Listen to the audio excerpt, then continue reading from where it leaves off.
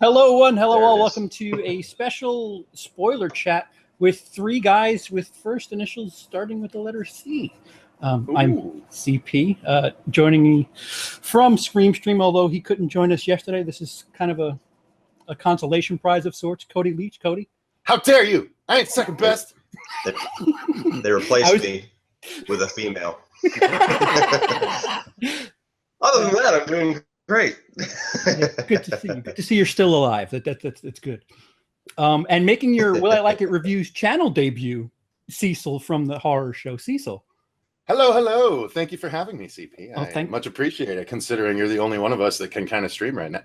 Is that a fact? I don't. Well, Cody said you have problems with it, right? Oh. Yeah, I tried to stream so much whenever I first started, and for whatever reason, my computer takes a shit every time I try to. Like, it's either really laggy or other stuff, so I don't even fucking bother anymore. Until I get a new computer, I'm out of the streaming business. Yeah, the only thing I can do is my mobile phone, and that works perfect. Yeah, I've never seen a stream like literally pause halfway through and then just hiccup. The Cody's is the only one I've ever seen that happen to. Well, not since 1998, anyway. Right. Yeah. How fitting that we're talking about this movie for this too. So before we get to the spoiler talk, I guess, guys, do you want to give your ratings on the film, like out of 5 stars? I'll start with you, Cecil. Okay. I would give it probably 2.5 out of 5. Okay. Down the middle. Any reasons why? Or why? Yeah, I think here's the thing that I like about first off, I will say, sorry, I can't turn it off. It's my I refuse to be silenced. Listen to yourself. Yeah, I didn't think you heard enough of me just yet. I wanted to be interrupt yourself with yourself. Yeah. Now I know how it feels. Damn me.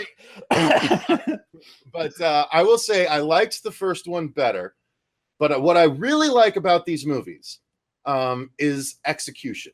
I think they're executed very well, although as an editor, you can tell where they have to kind of flub a little bit. And when the person's full screen, their lips match. But when it changes and they're small screen, then suddenly their lips aren't matching again because they had to use a different sort of take and stuff. So I did notice a few things like that, but it's only because I fucking edit so much to get 2 episodes up every goddamn day.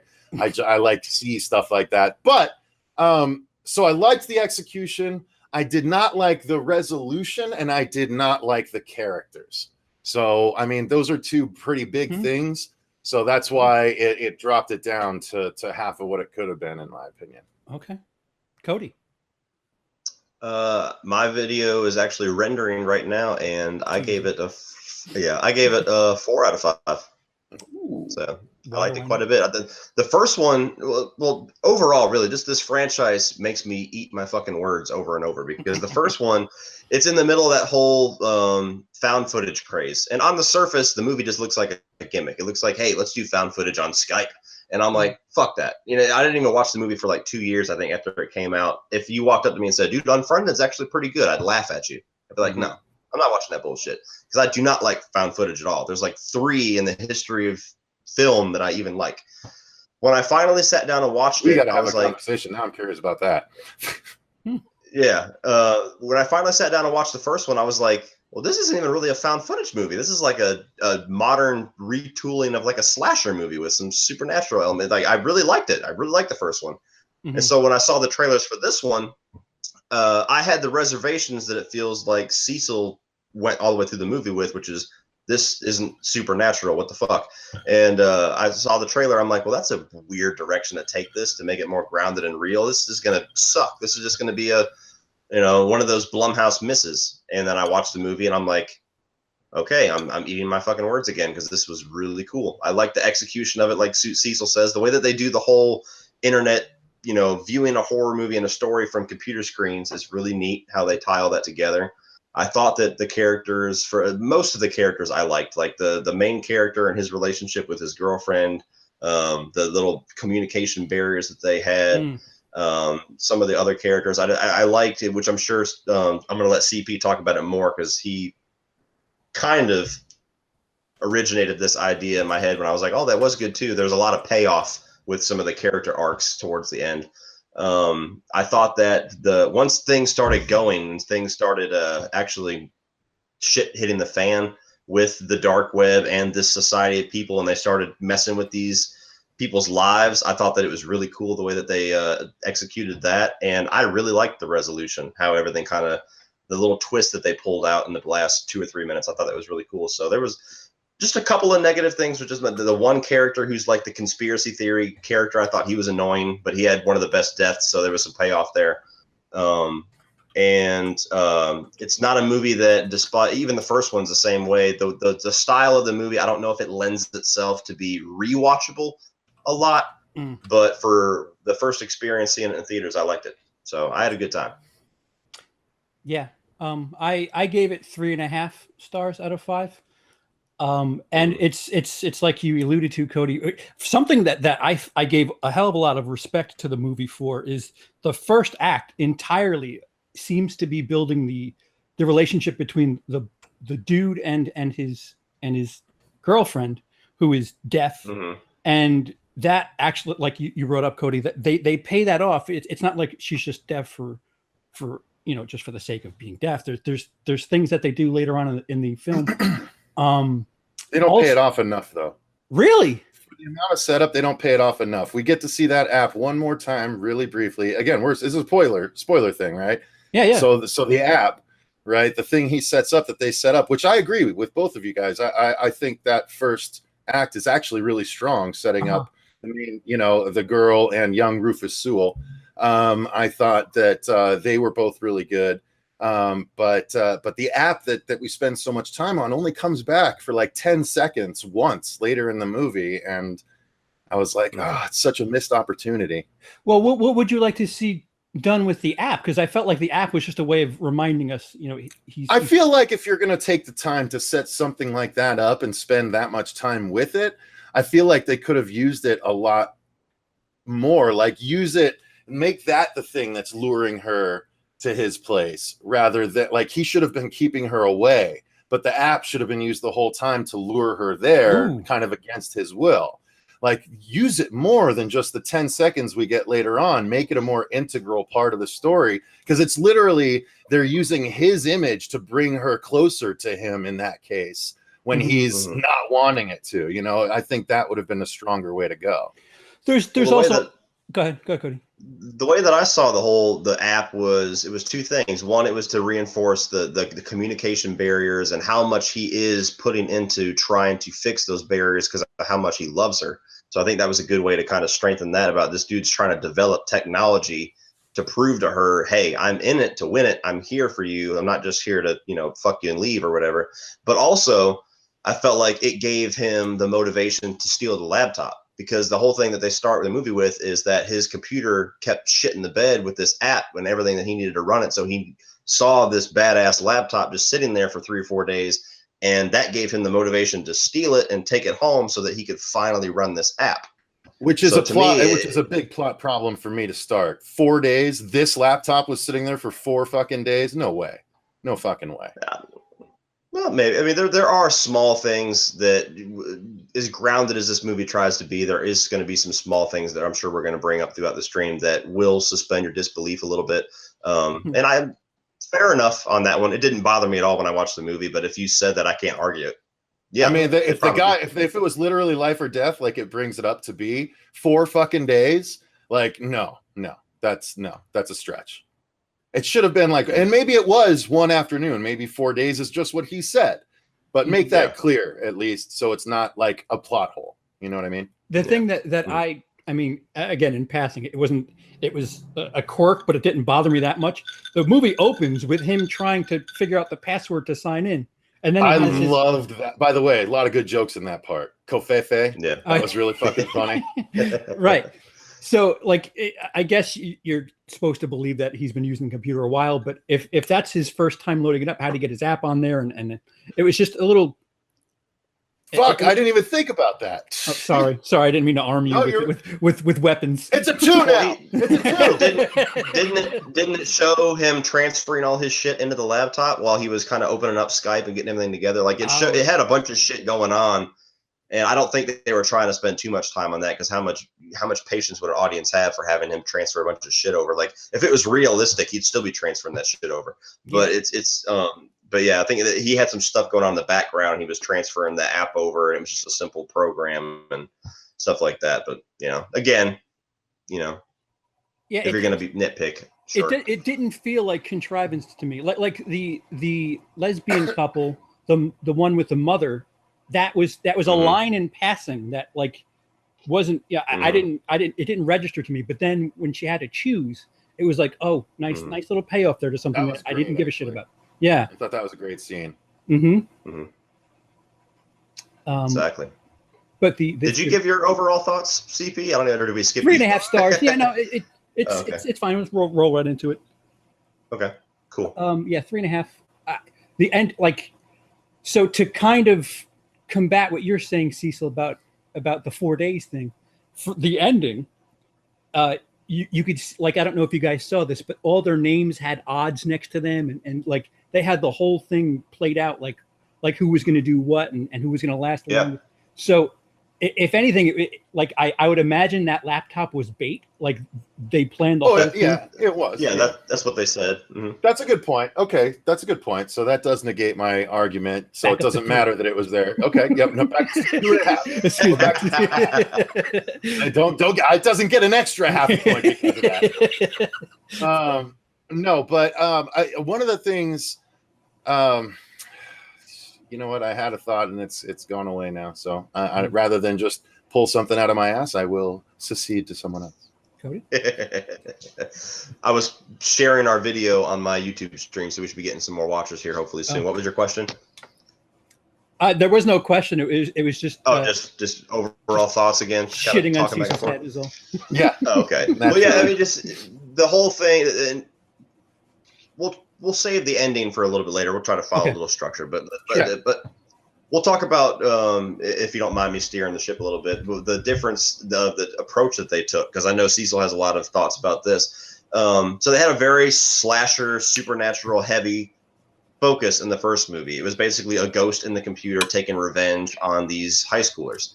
And then you get into this one, and it's just basically it's taking kind of a hostile approach. Like it slowly unfolds throughout the movie what is going on. You got these people, he stole this laptop, he finds some weird shit in the laptop that his buddy eventually throughout conversation shows him how to unlock, and then once he unlocks it, the dominoes start falling down. The person who actually supposedly lost the laptop communicates, and he's that ghost person in the Skype, and then all of a sudden there's this secret society of people that are taking out these kids one by one until they get this laptop back and the money. And then, we'll get into the ending, but that's what we're led to believe. And at first, especially in the trailer, I was like, that's such a weird fucking direction to take. I kind of wish they would just do the traditional sequel and not just a sequel by title. But throughout the story, I thought they did a really good job kind of making it like an anthology approach where it feels like a spiritual sequel to a degree, no pun intended, with the execution of it and the way the Skype and everything is. But the new story direction, they took this left turn about being this grounded take. It kind of made it feel like a really fresh sequel to where it doesn't feel like we're kind of going through the motions again. There's not some things carried over. We're not hitting the same beats. It's just the execution and the setup and a totally different story, a totally different approach. So totally different, I for one really like interesting story. So here's the thing. A couple things real quick.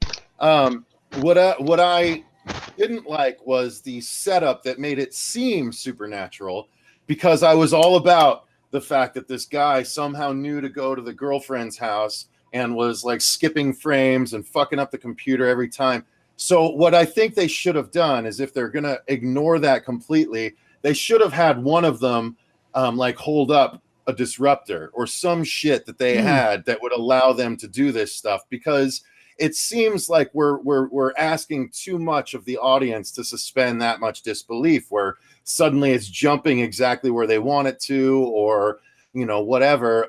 Again, I like the execution, but I think there was a lot to be desired as far as justifying a lot of the points of execution. What I will say regarding the execution, one of the things I like the most about it, a good way to describe it, And for any of you guys that are really into film, believe it or not, I'm saying this about the Unfriended series, but any of you that are really into film ought to give these a try, because this is, while it might not be a really prevalent way to tell stories in the future, it is going to be a way stories are told in the future. And this is essentially the film equivalent to a close-up magician. There's sleight of hand all over the place because they have new things pop up on the screen that are going to distract you and pull your eyes from other things in order to have them just come back in time to see something else. And you can flub a lot. You can make a lot of interesting edits. You can do a lot of interesting things by using this sort of sleight of hand, because all you're doing is generally looking at the back of a Macintosh laptop screen. Mm-hmm. And they're able to throw up different things that are literally going to draw the audience's eyes away in order to help enhance the scares. The problem is I don't think they utilize that aspect of it quite enough. And I guess if I want to transition into sort of an opposite thing, since I've talked about how much I like the execution, let me talk about why. One of the reasons I didn't like the film was the characters. Outside of the main two, I thought everyone else was very surface level and very archetypical, and nothing we hadn't seen before, and no real interesting spin on anything we'd seen before. But the biggest problem to me, for me rather, was the fact that we didn't get any fight back, except for one character, a very brief struggle for her life. Very, very brief, but part of the fun of horror movies is seeing someone try and escape or fight back somehow. But there was no fight from anyone. It was all just, oh, okay, so this person's window's been made big. We're about to see them and their demise.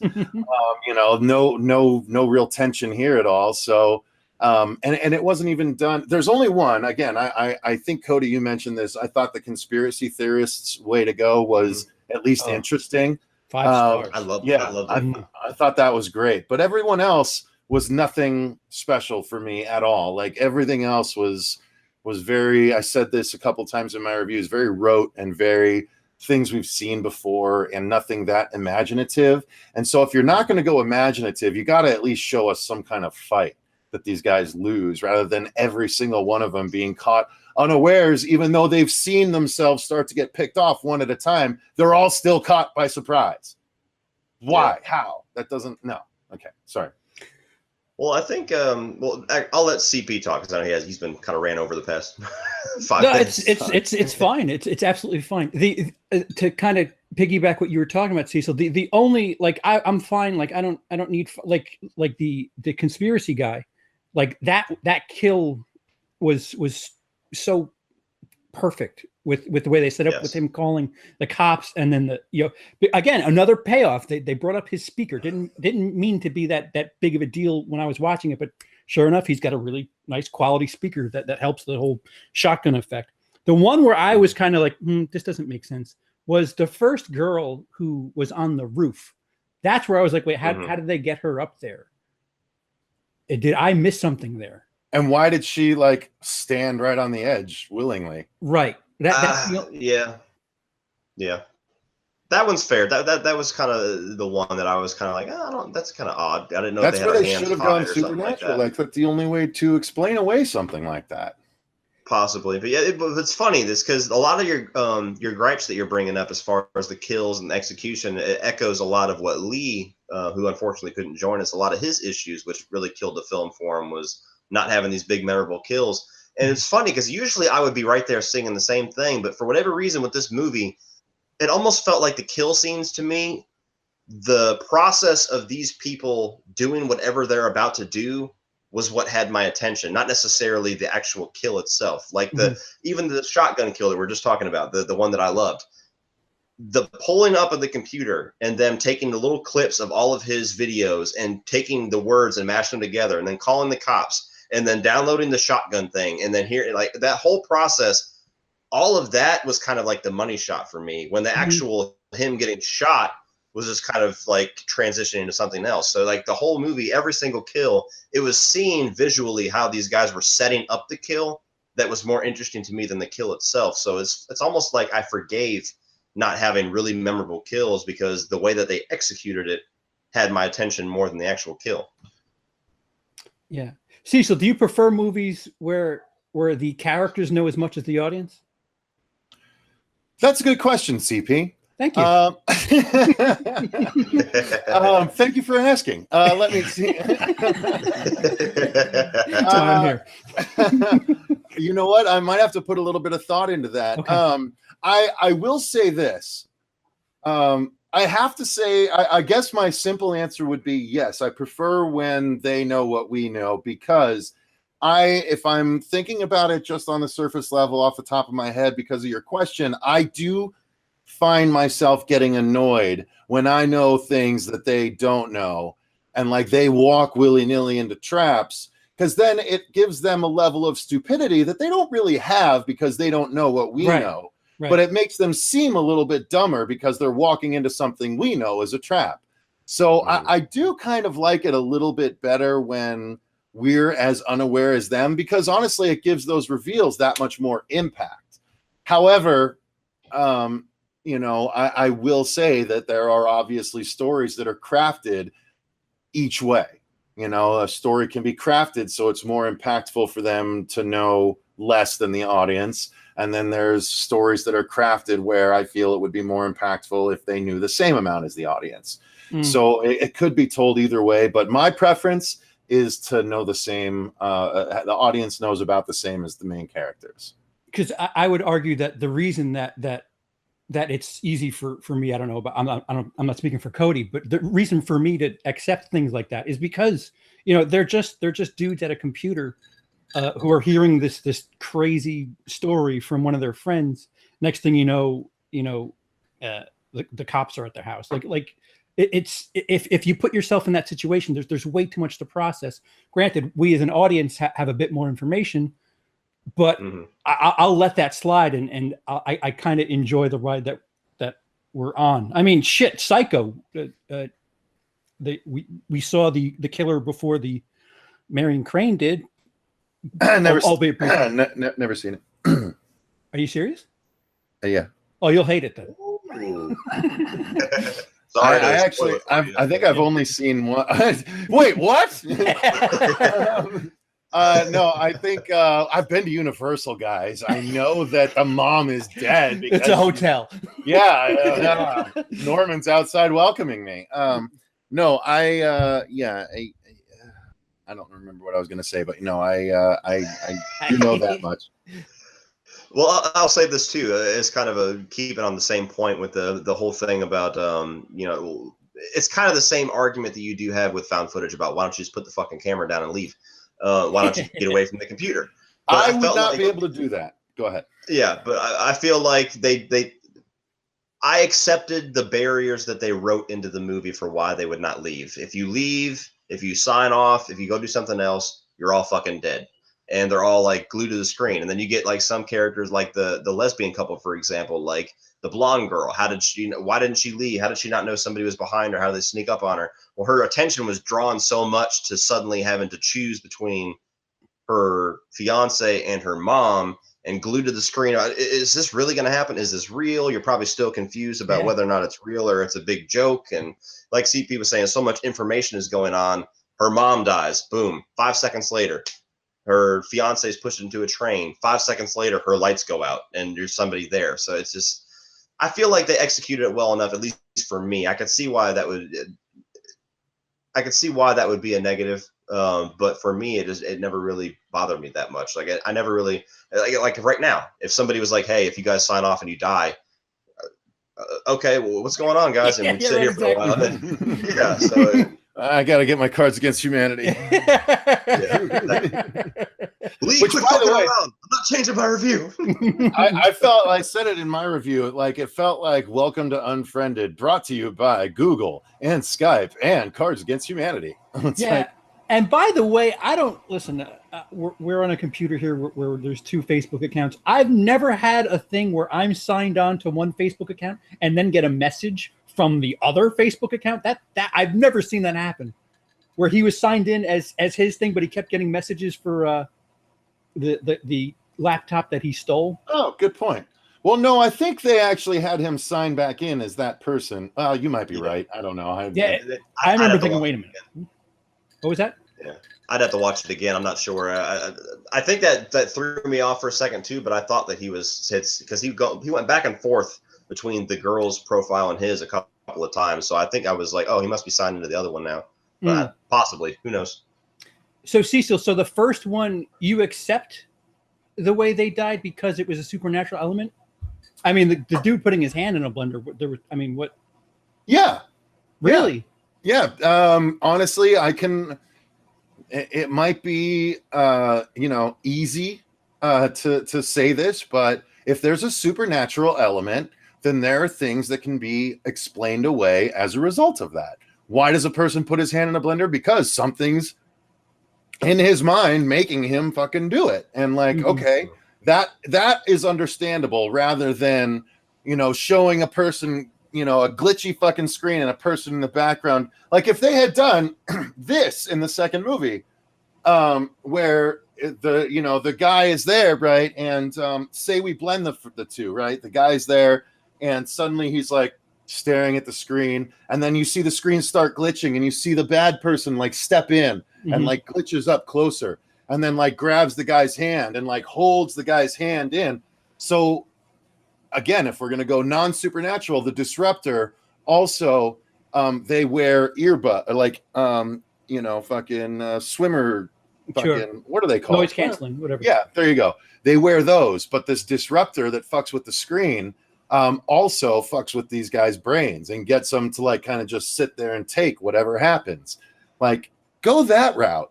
Do something like that. Do something more interesting than these people, the lights going out and then one of them is being strung up, by the neck. And it's like,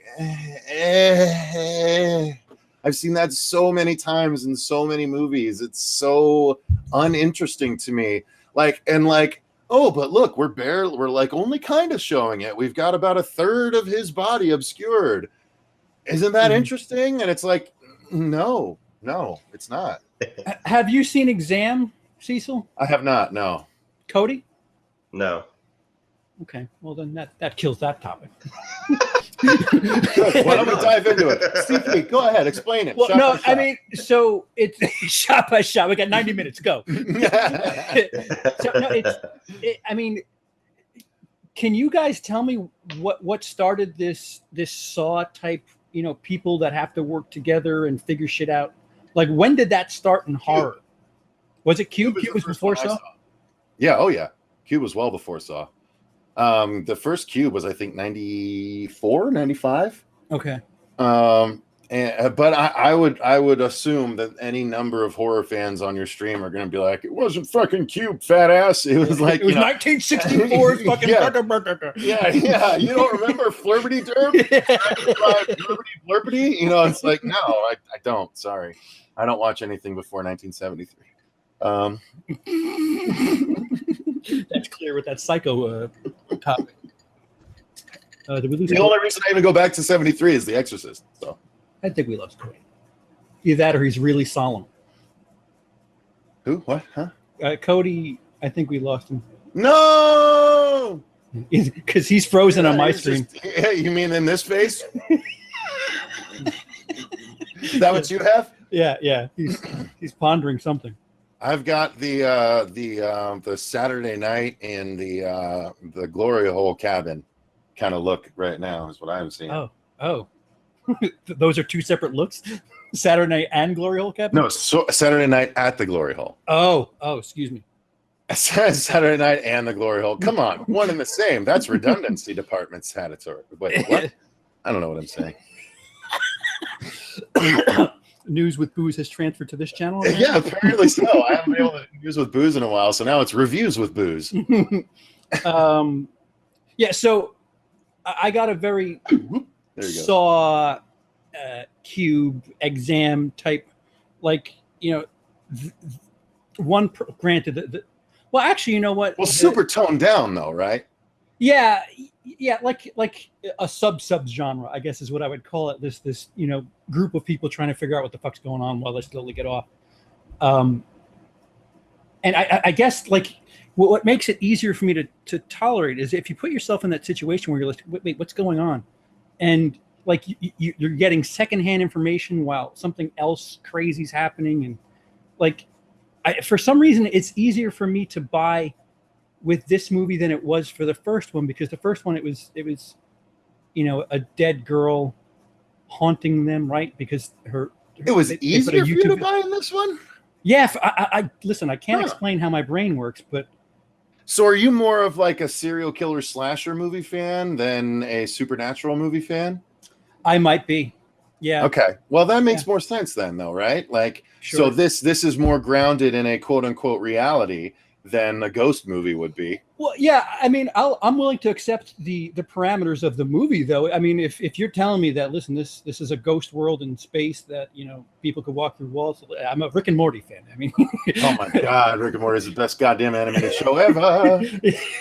Yeah. So like, yeah, just if you put me in the world properly, I'm fine with it. So I guess part of the thing, like I can imagine hackers getting into your computer, and I mean, shit, they even do it between the two of the characters, where the main character shares his computer with, I think, the British guy or whatever. Somebody's downloading everything off of his desktop. So like that alone's like, all right, listen, anybody can get into your computer. This is a thing. So, you know, why not? Whoever's watching them, or whoever this Sharon, whatever the hell their name is.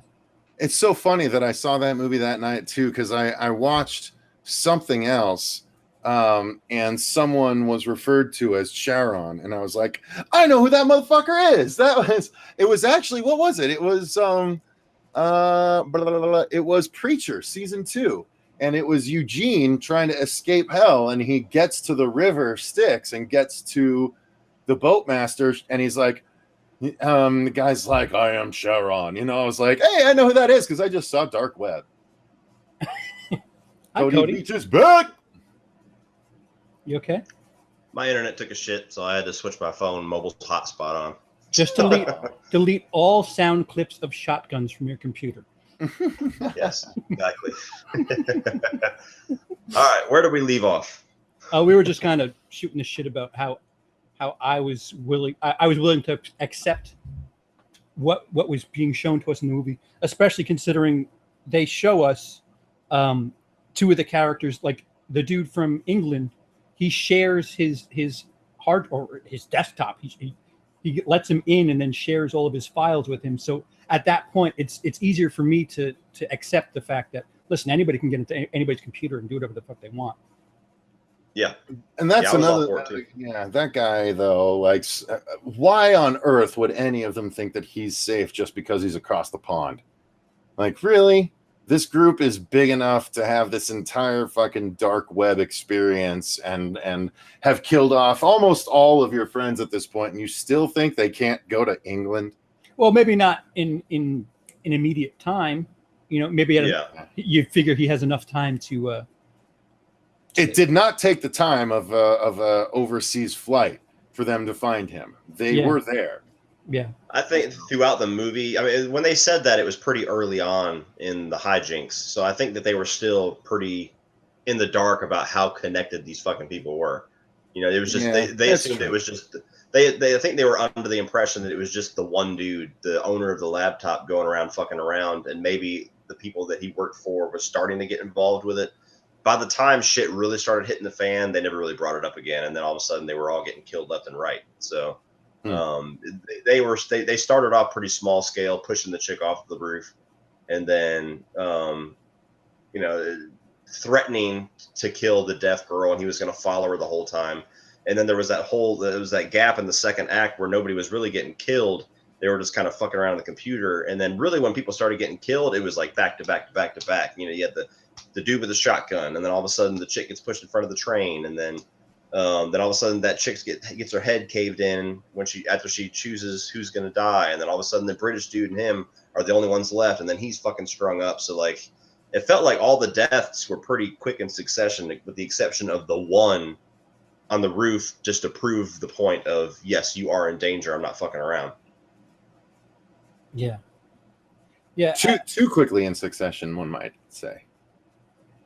Now You you're just need to- you reaching. Now you're just. No, I'm just saying. You gotta spread. If you gotta spread the love. If you have 5 characters or 6 characters that are gonna die, and you have 4 of the 5 die within 20 minutes of each other, that's a lopsided experience. I mean, it's not the longest movie. It's only, I think it was an hour and 28 minutes. Yeah, it's like it's not even 90 minutes. So that they spend the first act of it before really anything crazy happens, just setting up the characters and setting up the laptop and some small weird things happening. It really doesn't. I was fine with the way that they paced it out that way. I feel like they built up to a lot of that, and then it was all this payoff of, shit just going insane from the end of the second act into the third act.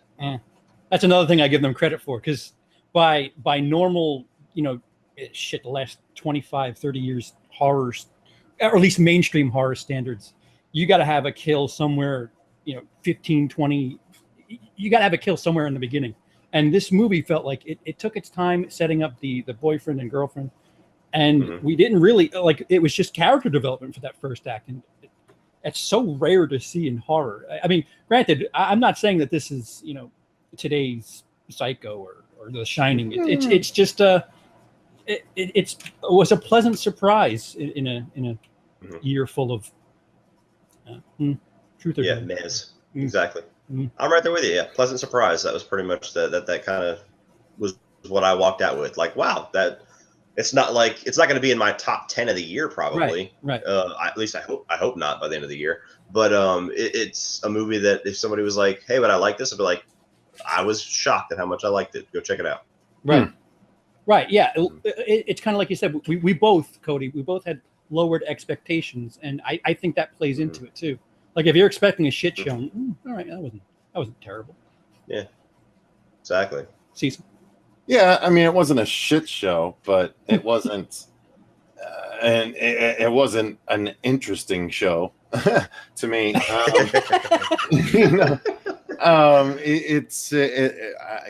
It was very surface level. I like that you keep saying character development. I mean, it's not really all that much development. It's like very surface level shit. Well, horror. I mean, yeah, but other than the big ones we've seen in the last couple of years, I don't know. Like it still felt so surface level, except for the main 2 characters, which even still to a degree felt surface level. But nonetheless, I just, I guess in horror movies, I can't really complain if the characters aren't the most developed things, because that's not really what people go in for. But it is a big help when the kills are lackluster and the story is a bit lackluster. But the presentation is cool outside of the lack of gory kills. It's a fucking rated R movie. It missed the boat entirely on utilizing that rated R, like in my opinion. Is it really rated R? I'm trying to it's fucking rated R, man. Is there anything that I guess? Absolutely not. I was 100% certain it was PG-13, but Fuego looked it up during our review. It's fucking rated R. Yeah, they said They said 2 or 3 fucks, so they got a rated R. Oh, but I could understand that, especially when the first one does have some gnarly kills, like with the blender and everything like that. So I could get why that would be a little bit of a blue balls thing about not being able to. A lot of cutaway kills in this movie. Like I said, for me, for whatever reason, the way they executed it didn't bother me, when normally I would be right there with you, like, what the fuck? That was my negative with Happy Death Day. Why wasn't there gory kills? But no, that wasn't that PG-13. Yes. Yeah, it was. But yeah, I hear you. But the thing with the character development too, how much character development can you really do when it's just going to be POV shots of people on a screen? Like I was actually I'm with CeePee. I was pleasantly surprised with how much they got out of characters just exchanging words back and forth on Skype. Like you got the main is the main guy, Matthias, and his girlfriend, I think Tamara or something like that, Tamaya. A lot there. Yeah, exactly. A lot there. But then you even get into the lesbian couple, and you get what CeePee was saying, a lot of what should have been and could have been throwaway lines with a lot of these characters, talking about the whole thing about, hey, we're engaged, oh my God, and then talking about the reservations of their parents, and then you got the whole thing on the opposite side about her mom is dying and she wants her to be able to be there and everything like that. Like all these things that they set up that are very human conversations to have that, you know, with people them joining in on people joining in on Skype. Like, we don't need, if somebody was watching this where it's not an hour of introductions about explaining how we met and everything, we just kind of all right guys, what's up, and we just start talking, and that's kind of how they execute it. And the thing sorry, go ahead. I'm just like, the lesbian couple, sure, but tell me anything about the conspiracy theorist beyond his nuttiness. Tell me anything about the Brit beyond his technical know-how. Like, the British guy is the one guy that I felt was shortchanged, but it was more so because we got so much screen time with the conspiracy guy that was annoying me that I felt like I wanted to find out more about this guy. Like, because he's the tech savvy one. He's the one that knows all the back doors, and he knows how to do this and how to do that. And that's kind of what he was reduced to a degree. But the conspiracy guy, I felt like he was, even though he was annoying with the execution of the actor, he was interesting about this guy who's just looking into all these crazy things, and he's got all these theories, and he's against the government. Every time he cuts away to go do Facebook shit, he comes back and the dude's ranting about something about the government. And then he's still at home with his mom, and it's kind of that caricature of the weirdo guy. He sits at home on his computer and fucking plays Minecraft while his mom's upstairs, and he's bitching about Donald Trump. It's just, to me, that could be a caricature, but for whatever reason, just the dynamic of all of them together, it felt like the ones that were interesting got some really good character development. The other ones were just kind of like the ones that showed up. The musician chick, the punker musician chick, was just like, very surface level. She died pretty quick, so I don't remember the punker music. Well, yeah, the roof chick. I don't remember her being a musician. That's funny. Okay. Really? That's all she was surrounded by keyboards. Like, that was her character development. The one thing between her and the guy from England, they had really, like, it looked like they were in fucking Tech Central, all the blue lights and shit around them. I was just like, what? Oh, okay. But yeah, I felt like the conspiracy guy, more than anything, was a way to help our lead actor, our main character, believe that just how much of a shit situation he's in. Granted, it does feel a little contrived, a little bit, but it helps move the story along as far as I'm concerned. But but like Cody said, if I'm reaching, it's probably the British guy there. It's just like, what is your purpose here? Cecil? I disagree. I think no one had a purpose. Wow. No, I mean, the main two characters did, but it just didn't.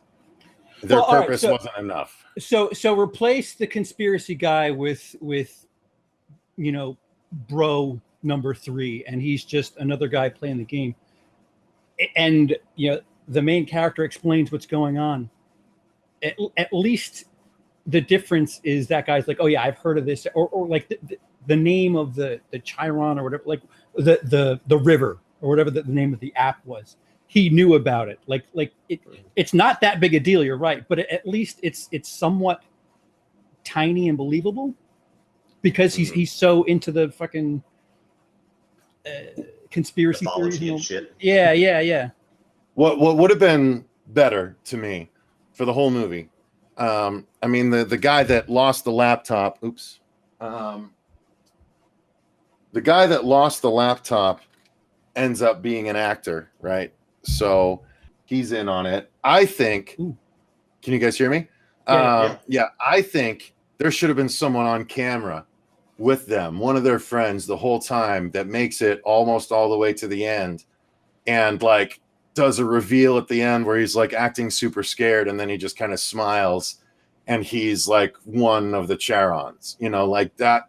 I think that would have made it a little bit more interesting than just because that way that's how they would have tracked everything, because he was in on the sharing of the screen and all that stuff. Like that's how they knew where everyone was in a bit more of a clear way. Like, and you could have let that actor really have some fun, acting like one of them that's scared, all the way transitioning through the turn where it turns out that he's actually the one that's been filtering all their information to the group and stuff, or to the the bad group and shit like that. Like I just feel like there was so many things they could have done to make this more interesting than it was. And I know it's not really fair sometimes judging a movie based on what it wasn't rather than what it was, but what it wasn't interesting to me. So what more can I do? Gotcha. Well, kind of continuing what you're talking about there with what, like, the reveals at the end. So did you not like, or were you not on board with the little twist and everything that they pulled out with the whole thing was kind of a game, and the whole thing, like even the dude who was, pretending to, be the guy that lost the laptop was in on it, and it was all just a setup for a hostile style game where all these people are making bets, and you get to pull away for the final shot, and the guy's got screens everywhere, and he's tied into everybody's laptop and all that. That didn't work for you?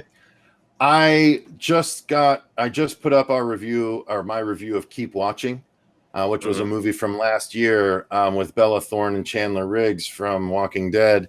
And that was about a group of killers that would go into a home and put literally hundreds of cameras everywhere. Like, it was so overboard how many different camera angles these fuckers put in the house when it was necessary to use it.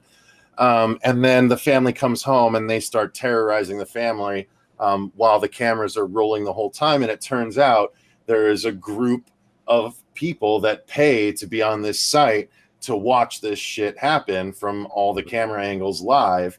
And so this was just a toned down version of that. And I fucking did not like the execution of that at all. First off, I don't like Bella Thorne. Second of all, Chandler Riggs can eat a dick. Wow. So say how you really feel. yeah. I mean, the guy should have been fired 4 seasons ago. But the movie was shit. The execution was shit. It was all completely convenience for convenience sake. And this was a less interesting version of it. You know what I mean? Like, this was revealed at the end. Oh, it's a bunch of people that are in on it. At least to Keep Watching the end, Bella Thorne survives and the bad guys take her and like say, okay, now basically you're one of the people that we are going to force to go into the next home and try and kill people. Like, anyone that survives an ordeal and Keep Watching is forced to go in and try and kill the next family. That's revealed at the very end. And that was way more interesting a reveal than just the fact that this is all, broadcast or shown to people. Whatever the reveal was that you just said, which again, you just explained it. It's already left my head again. It's that uninteresting to me. It was the same movie for you. Yeah, it was whatever you just said. The ending was it's exactly. I literally, he just explained it, and I've seen it, and I still don't remember it. Yeah, I like that there was betting, like they had odds for like different, like it was really quick, but they had like Joe runs out the door, Joe calls a cop. Oh, like, so they copied Cabin in the Woods. Okay, got it. Yeah, I mean, Friday the 13th copied Halloween. I don't know. Horror isn't exactly the most original. I know. I know what you're saying. Yeah. If you want to dislike something, you're going to dislike it. I'm not saying that as like a dig or anything. It's just the way it is. Horror is when something original comes in the horror genre. That's when everybody really kind of stands up. I don't know what I'm saying, Cody. Yeah. No, I mean it seems it's either going to work, and I said it in my review too. I was like, if it's either going to work for you or it's not. It's one of those movies, and for whatever reason, the way that they executed it, it really worked for me. I thought that along the ride, I liked the characters. I thought it was really cool how they set up some of the kills, even though some of the actual money shots, if you will, of the kills weren't exactly money shots. The execution of the setup interested me more, so I was on board for it. The thing where the dude was parked in the middle of the street on his bike, like that I saw that a mile away, and it was a little weird. Like, it's one of those things where it's like, okay, the van just goes from 0 to 105 feet, or you would have heard the engine. Like, that's when you can get into the logic things, and I'm like, yeah, I totally get that. But just to me, the way that they kind of kept wrapping twists around things that felt like they were going in such cliche, predictable directions, kind of it made me enjoy the time at the theater. And maybe it was because of lowered expectations. But I liked how things progressed with the laptop and how things progressed with this society, the Sharons, and how connected they were and how much they were able to do just from a laptop. Like that whole scene with the shotgun, just that whole execution of that was like, that's gold. And then when you get to the end and you get that final reveal of everybody was, the glitchy person was all somebody different. And they're all playing this game and they're all placing bets and everything like that. I was like, oh, that's pretty cool too. Like it worked for me. And like, and again, not saying that I was talking to CeePee about this before you joined in. I'm usually not somebody that tries to assign reasons for why somebody doesn't like a movie that I like. But there is something that, like, it's one of those movies where if you're not on board for this and you're not on board for this and this bothers you, the rest of the movie you're going to find things left and right that you're not going to like. So it's Cecil. One of those. Yeah, it's one of those experiences. So hey, you and Lee have plenty to talk about. Well, if it makes you feel better, Cecil, the chat is just absolutely throwing shit at the wall on this movie. Right down to the title. I mean, the title, Unfriended, like really. That, I mean, if you're not with it from the title, just don't watch the fucking, like, the title is the problem. So we're alone here, CeePee. We're alone. Yeah. I mean, I don't think either of us is saying that, this is dethroning A Quiet Place for the year, but like, not even close. Or even Hereditary. Fuck.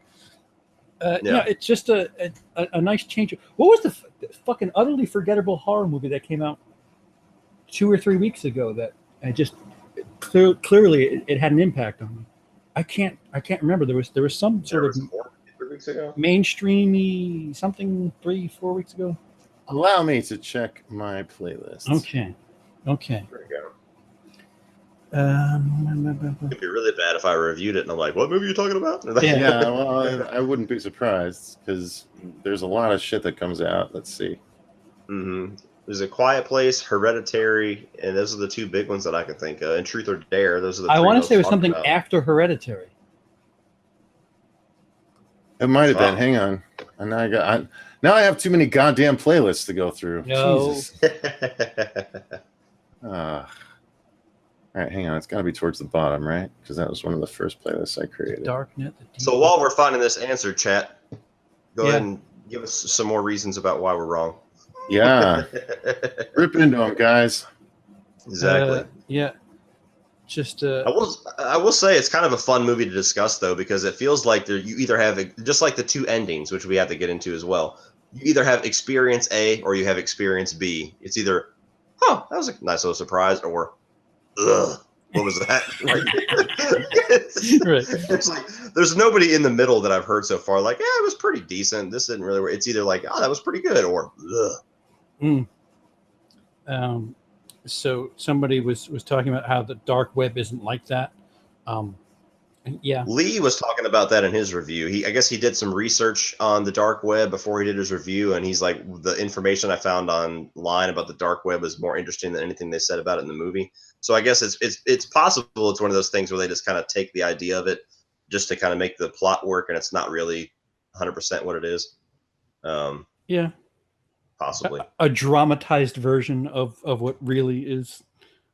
I mean, again, like if you're going in and you're like, this isn't what the dark web's about, like you're the first Purge. Yeah, I was going to say the first Purge and Jurassic World also. Thank you. The first Purge. Right. This is what the first Purge. I agree. Boo.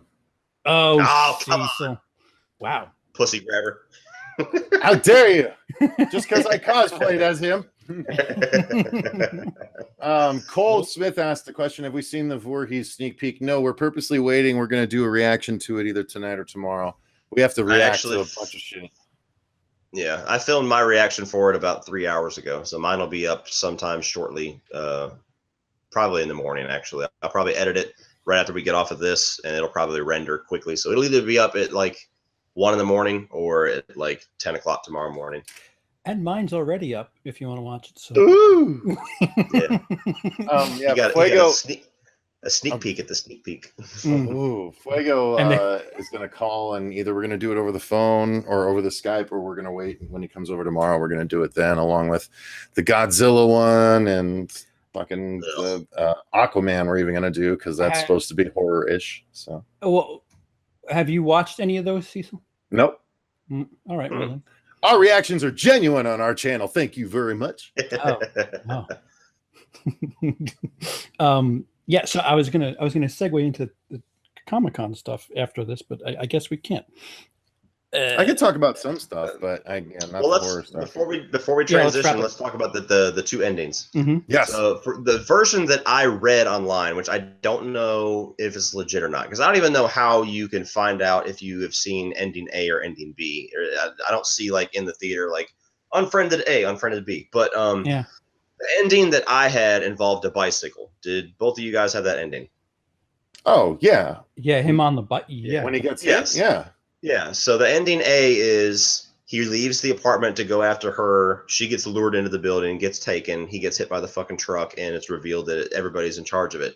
Ending B apparently is where he does the same thing, but gets drawn to the place where they kissed, and it ends up being a hole dug in the ground with a coffin. And he gets pushed into the coffin and closed in. And by the time she gets to the same place, oh wait a minute, no, I've seen B. Oh really? I've seen B. Yeah, it's like a buried ending. He's under her. She's standing above him, and he's on the cell phone trying to get her attention. But what? Really? That's way more interesting. That's crazy. So that's why I liked it so much, Cecil. The ending is way better. That's way better, dude. Literally in ours, he's on the phone in the middle of a fucking parking lot on his bike. What am I thinking of then? Because isn't he's on his bike when he's talking to somebody, right? Well, he's on his bike, but there's a part in the movie where it pops up and it says, it shows a video of her at this building, and she's like, "Do you want me to go inside?" And he's like, "No." And then it switches over to the app, and he's like, "Please go inside. I'm waiting for you," or something like that. Mm-hmm. And she goes in, and it's the same video where the chick was attached to a chain, and she tries to get the food, and she jerks.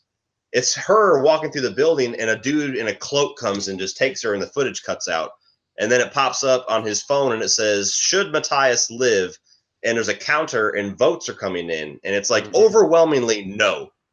And then whenever the voting is over, a fucking truck comes out of nowhere and smashes into him and kills him. And then it pulls back and shows the dude at the computer running shit. Yeah, fucking scary movie ending. Oh no, so I had B because he gets to the spot and there's an empty grave. And there's two piles of dirt. The one thing I remember thinking was, wow, they dug that up and covered it really fast. So he gets knocked on the head or whatever, and he's in there. And then she gets to the spot. Everything's covered over.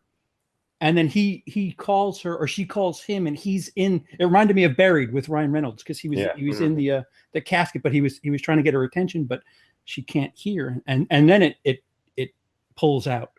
Huh. So she lives in yours too? Yes. Yeah. Huh. Okay.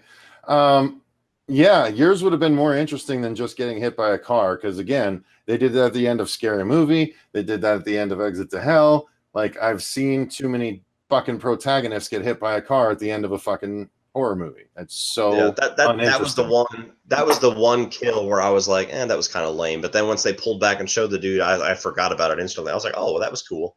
But just the whole the realism of it, of him sitting in a road, like, okay, if you don't want to be hit by a fucking truck, rule number one is don't park your bike in the middle of the road.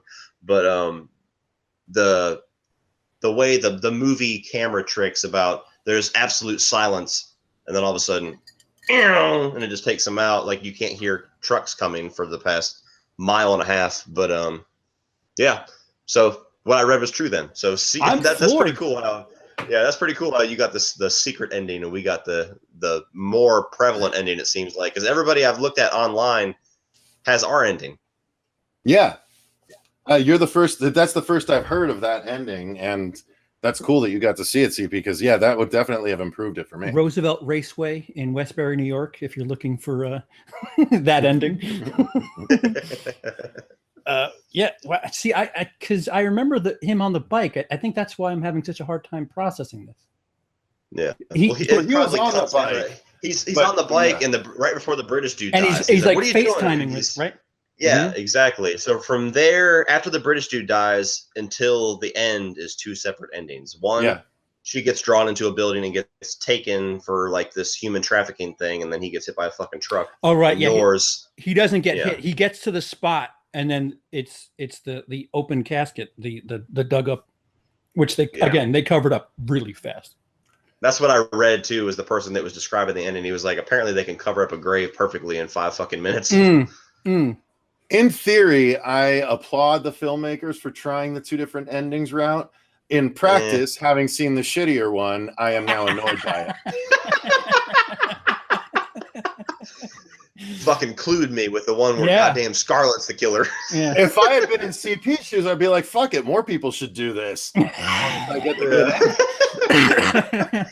the hard part about doing that is how do you choose which one is the canon ending? Not that it matters, but like when you have the Blu-ray release, is it you're just every time you watch it you're gonna have to pick one or the other, or is there gonna be like the guy dies in both, so it doesn't really matter, right? The chick survives, the guy dies in both. So see, now I'm trying to remember if he was stuck and she wasn't. Yeah. As far as you're led to believe in ending B, from what I've told, she survives. In our ending, it's pretty definitive that she either is now a prisoner or she's fucking killed. Oh no! So here's what happened. He can't talk to her, and he's sending her messages on Facebook chat, and everything he's saying like I'm below you, and it gets deleted. Yeah, they delete it, and cool. then they put like I'm trying to figure out how to sign better. And then he put something else, and then it's the same thing. I'm trying to figure out how to sign better. And then that's how it ends. Oh, man. I just want to go watch the end again. Shit. Yeah. That was CeePee. You couldn't have paid more attention. Yeah. See, I was just like, whatever. I didn't think of it as you know, I was in a lottery with an ending there. You just dropped Cecil to a 2 out of 5. Yeah. Fucking goddamn this thing. The more I discuss it, the lower it gets. Yeah. That's pretty cool how that worked out. Shit. Yeah.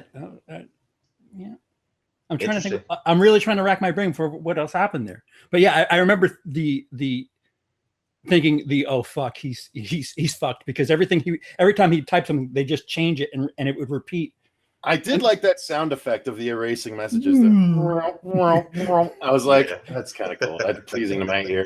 Pleasing to my ear. I had to find the fucking good where I could, all right? As far as positives, that little Skype sound was I was like, fine. All right, sound designers, bravo.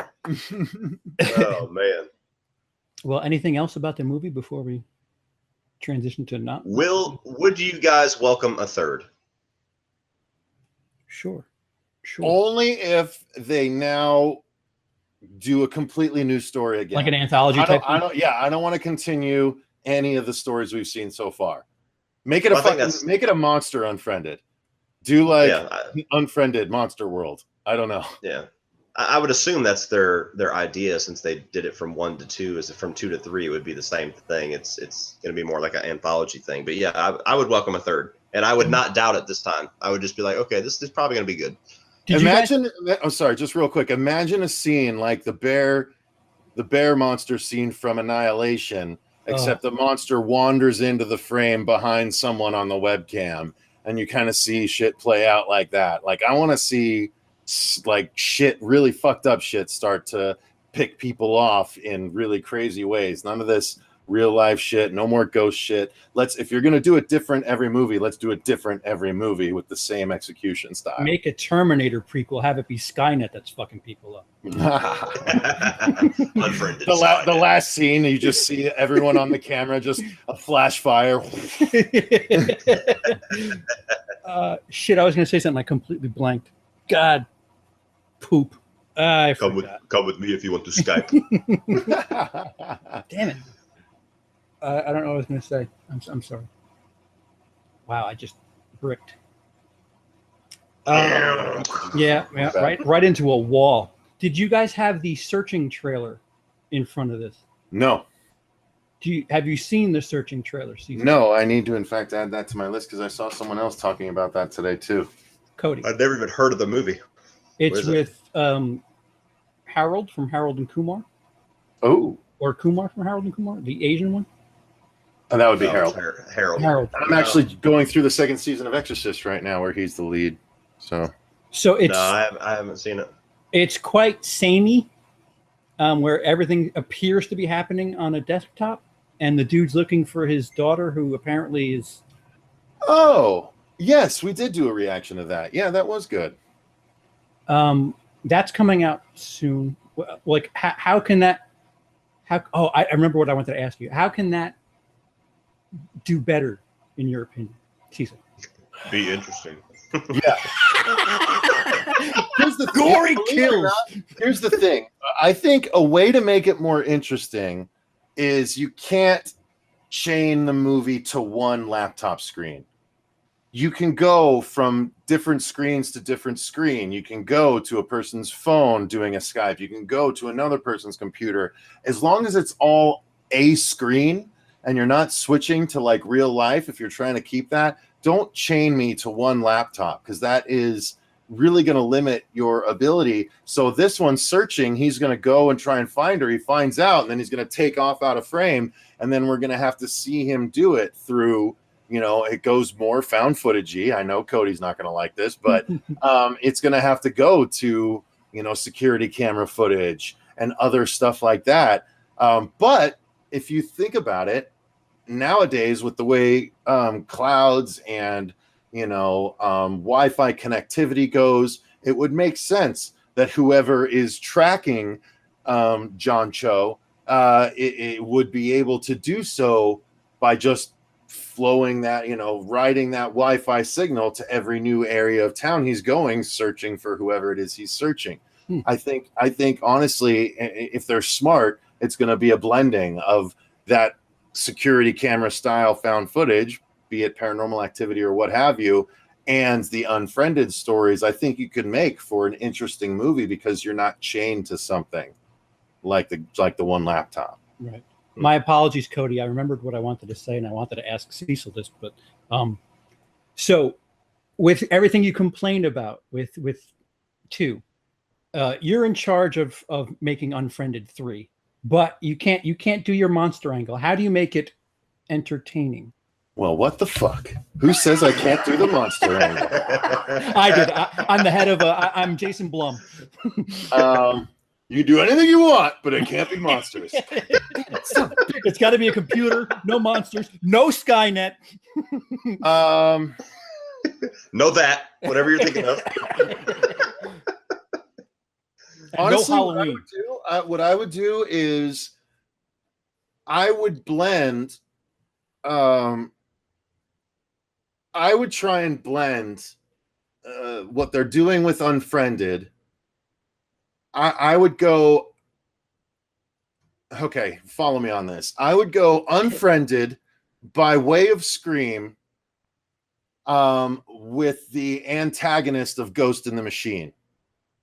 So it's a character that can jump from sort of laptop to laptop or digital platform to digital platform and literally pop up as an extra cam and then kind of smile and jump into the next camera over and kill that person, you know, doing whatever, and like kind of do it in like sort of the Shocker vein where he's having a lot of fun doing it because he knows he shouldn't be able to. Yeah, okay. I don't mean that, CeePee.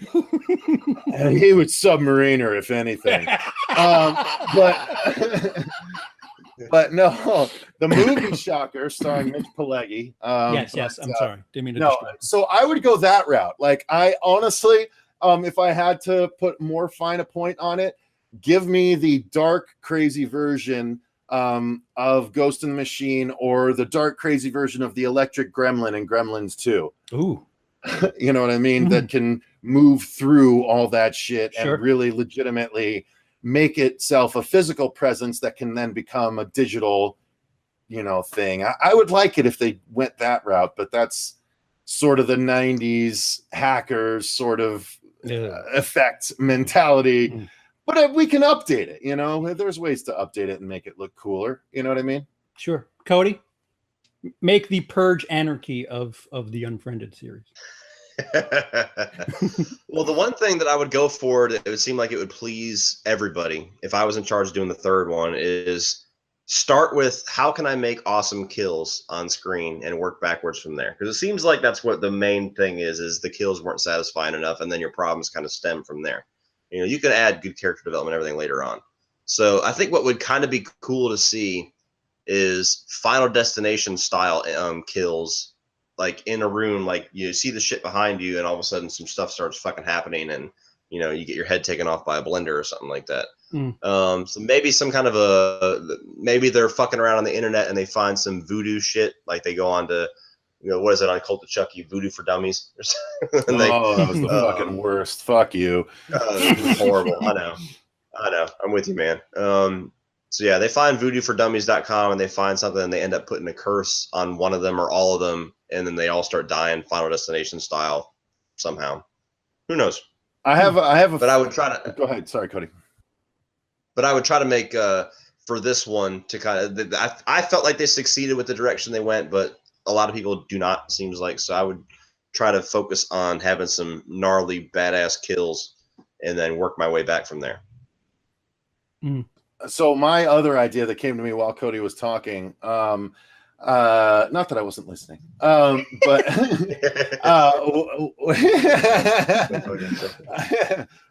let's do digital witches. Let's do like, okay, so it's you do the digital version of the craft almost, where there's a group of girls that they all sign on, right? And it's this group chat or this hangout that's being led by the king bitch or queen bitch, I should say, queen bitch of them all. That's like, they're all almost like pledges. They think they're pledging for like a sorority, but it's actually, a witch coven that has gone digital and like gets all these girls on and then like can do spells through the webcam, because they need face-to-face interaction, but they don't need to be there. And then maybe, they whittle down a group of like 10 girls into like the final 3, and then they do one final spell, and you see the girls' eyes change all to black, and now they have 3 new members of the coven, and they all go out, and each new one runs a new group where they recruit more witches digitally, so they grow their coven across the globe, kind of thing. Yeah, I like that. Go. Should have had Cecil on Pitch Wars. Yeah, you should have. Fucking hey, man. I fucking love pitching stories, man. I love pitching stories. Yeah, you haven't sent me that script yet, by the way. Bullshit. I sent you the link a long time ago. If you did, I didn't. I'll send it again, right? Yeah, now, please. Somebody says it reminds me of Friend Request.